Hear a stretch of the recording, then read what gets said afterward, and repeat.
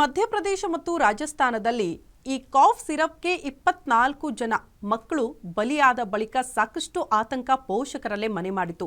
ಪ್ರಮುಖವಾಗಿ ಬಲಿ ಪಡೆದಿರುವಂತಹ ಪ್ರಕರಣಕ್ಕೆ ಸಂಬಂಧಪಟ್ಟಂತೆ ಮಕ್ಕಳನ್ನ ಬಲಿ ಪಡೆದಿರುವ ಪ್ರಕರಣಕ್ಕೆ ಸಂಬಂಧಪಟ್ಟಂತೆ ವಿಷಪೂರಿತ ಕೋಲ್ಡ್ರಿಫ್ ಕೆಮ್ಮಿನ ಔಷಧ ದುರಂತಕ್ಕೆ ಔಷಧ ತಯಾರಿಸಿರುವ ಕಾಂಚೀಪುರ ಮೂಲದ ಶ್ರೀಶನ್ ಕಂಪನಿ ಮತ್ತು ಕಾಲಕಾಲಕ್ಕೆ ಅದನ್ನು ತಪಾಸಣೆ ಮಾಡದ ತಮಿಳುನಾಡು ರಾಜ್ಯ ಆಹಾರ ಮತ್ತು ಔಷಧ ನಿಯಂತ್ರಣ ಸಂಸ್ಥೆಗಳು ಎರಡೂ ಕಾರಣ ಎಂಬ ಅಂಶ ಈಗ ಬೆಳಕಿಗೆ ಬಂದಿದೆ.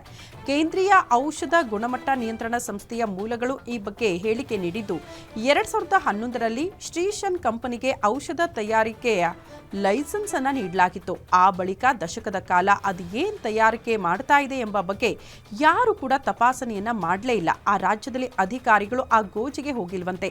ಶ್ರೀಶನ್ ಕಂಪನಿಯಲ್ಲಿ ಔಷಧ ತಯಾರಿಕೆಯ ಮೂಲ ಸೌಕರ್ಯ ಮತ್ತು ಔಷಧ ತಯಾರಿಕೆಯಲ್ಲಿನ ಸುರಕ್ಷತಾ ಕ್ರಮಗಳ ದಶಕದ ಕಾಲ ಪರಿಶೀಲನೆಗೆ ಒಳಪಟ್ಟಿಲ್ಲ ಅನ್ನುವಂಥ ಅಂಶ ಈಗ ಬೆಳಕಿಗೆ ಬಂದಿದೆ.